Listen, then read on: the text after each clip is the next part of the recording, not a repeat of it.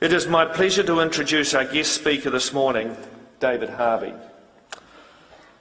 He's not just a distinguished solicitor, barrister, judge and director of the New Zealand Centre for ICT Law at the Auckland Law School. David Harvey was the winner of the International Mastermind competition in 1981, having taken the New Zealand title the year before. His specialist subject was J.R.R. Tolkien's series, The Lord of the Rings. David spent more than 27 years as a district court judge. David was a litigation barrister and solicitor for 18 years before his time on the bench, and a lecturer in law and information technology for the last 17 years here at the University of Auckland. Since 1990, he has developed an expertise in technology and the law. He has written numerous journal articles and has presented at conferences in New Zealand and internationally on issues around this subject. He has also written the leading text on internet law in New Zealand, now in its 4th edition. From fantasy to legal technology, ladies and gentlemen, please welcome David Harvey.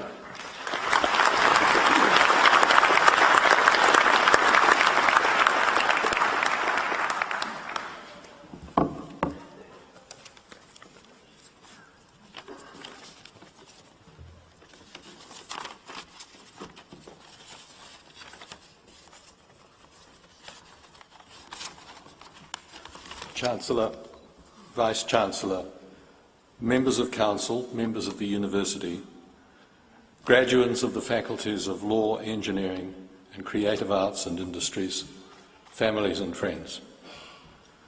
Firstly, I should like to acknowledge the graduates. This is your day. This is your milestone. It is both an end and a beginning. It is a time of joy, a celebration of achievement, of a job well done, and a prospect for the future.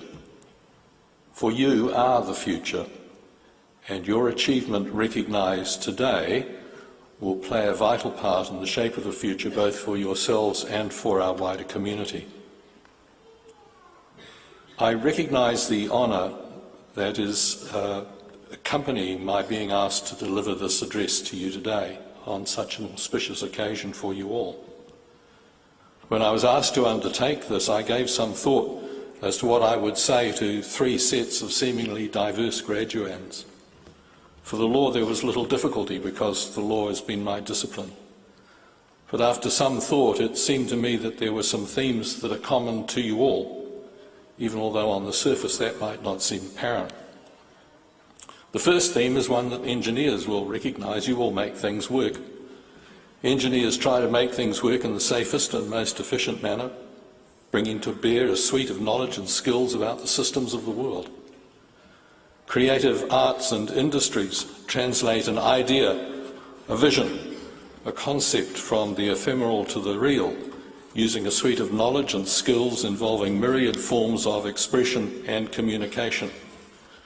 And the law is nothing, a mere set of rules, unless, of course, you know how to make them work for the benefit of your clients or the community. And so, and this may cause some consternation to the law academics here, lawyers are engineers, making the law work and, where necessary, making tweaks and changes to the law to make it work more justly and more efficiently. The second theme is that of contribution. Each one of you is an individual with individual abilities and individual skills, with the ability, after years of training, to think critically and analytically, to listen to and to understand and critique differing points of view, to test theories and to devise solutions. And this you do within the scope of your various disciplines. But you do not do this for yourself, for everything that you do is tied up with others. As the poet John Donne said, no man is an island entire of itself. Every man is a piece of the continent, a part of the main. If a clod be washed away by the sea, Europe is the less, as well as if a promontory were, as well as any manner of thy friends or of thine own were. Any man's death diminishes me because I am involved in mankind. Everything that you do in your various fields of endeavour will involve others and will have an impact upon them. And it is incumbent upon you, I would suggest, to ensure that whatever it is that you do, it will make the most positive contribution possible to the individuals with whom you deal and to the wider, greater good. You are privileged to have had the advantages of a university education and the training that it brings with it. It behoves you, I would suggest, to use that training and those talents for the greater good.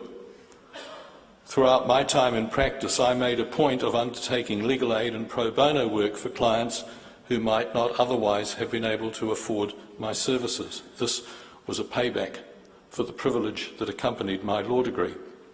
And more lately, I have assisted in training and mentoring young lawyers at the Public Defence Service, sharing the skills acquired over a lifetime in the law, passing the torch of knowledge. A third theme that occurred to me that is common to our three faculties is that we've all been taught to think and think rigorously and analytically. Whatever path you follow, for it may not be in the fields of law or engineering or in the creative industries, you have learned to think. And that's a quality that you can bring to any discipline and any field of endeavour. And you are fortunate that you've been able to develop that skill in a free and liberal democracy under the rule of law. The freedom of thought and the associated freedom to express that thought and to receive the thoughts of others, the freedom of expression or freedom of speech, is one of the most valuable attributes of your time at university. Only by the free exchange of ideas can they be tested and validated. Only by using those critical skills that you've developed at university can an expressed idea be accepted or rejected.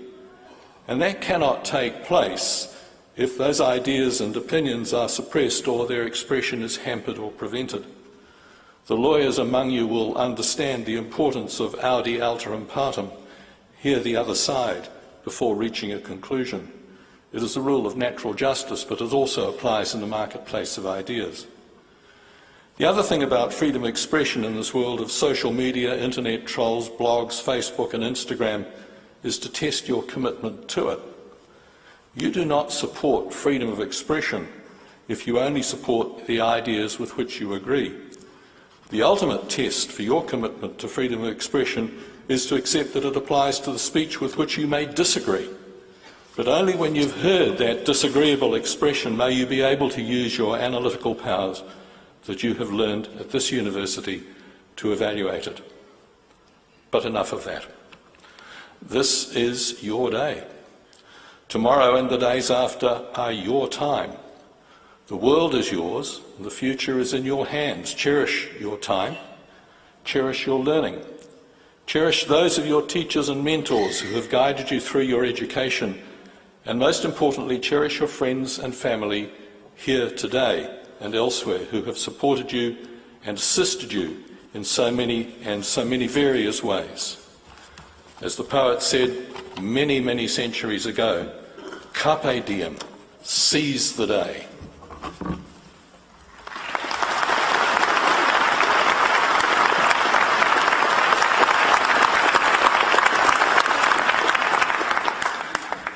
Thank you, David, for sharing those insights with us.